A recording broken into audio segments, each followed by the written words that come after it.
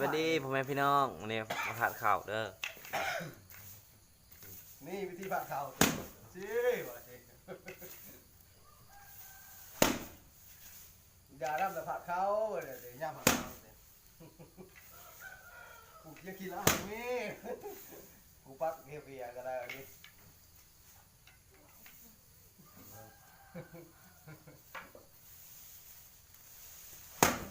สบายดีสบายดี ไม่ได้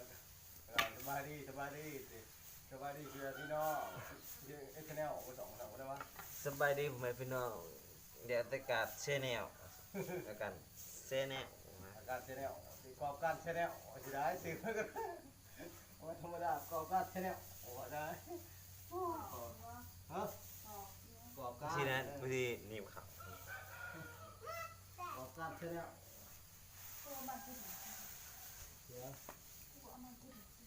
เว้นผัดไปได้พ่อแม่พี่น้องเอ้ยเคยผัดข้าว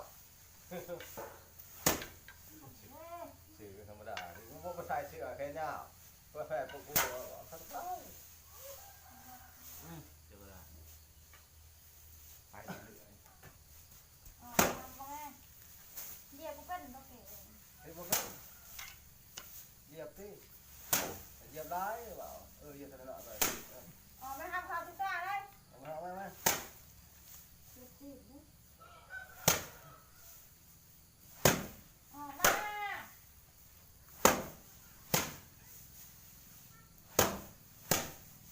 เหยียบพวกกูเ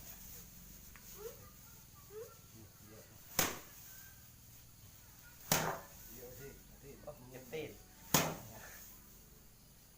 ตีนพ่อแม่พี่น้องก็จะเห็น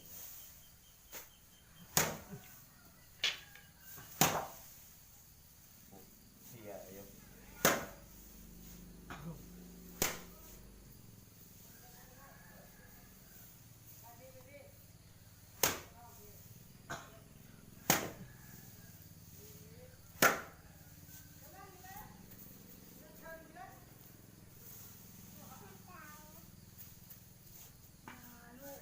ลูกแปะลูกนะแม่ อย่าเกนังบริย่างหรอกเขากล้องอีกบริบอกเขากล้องอีก ไม่ครับไม่ครับข้างเขาเอาลูกเอาแม่มาแม่บอกทำออกไปดีเนาะไปให้รถไปวิ่งไปมาไม่รถไปทำจอดแล้วแหละจะไปงั้นเฮ้ยเดี๋ยวแล้วไปเลย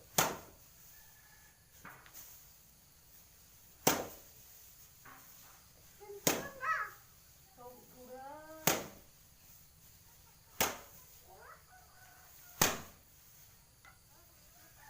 เวลาปั่นเข่ากระถ่ายเครื่องปั่นที่ประกาศ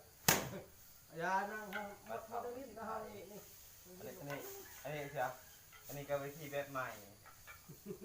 วิธีสอง นะครับนั่นเลยกดงานแล้วเราเยี่ยมเขาไปทะเล ตัวนี้รอครับ จับนี่เอามือนี่เลย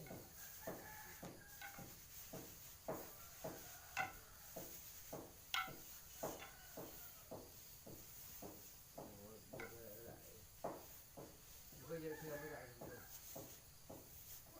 นก็เอามันเอาในตีนนะ เ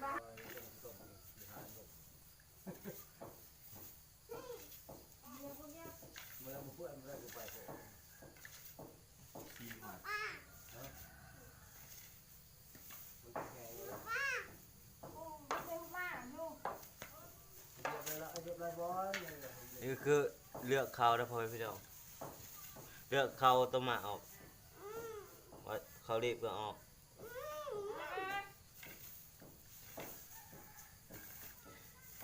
วิธีผัดเขาแต่บงหันนะพ่อแม่พี่น้อง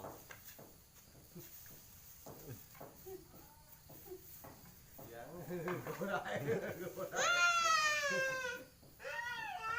เก็บเขาออกเก็บอาสิเป็นเม็ดใช่พ่อแม่พี่น้องเขารีบกับป้าในเขารีบ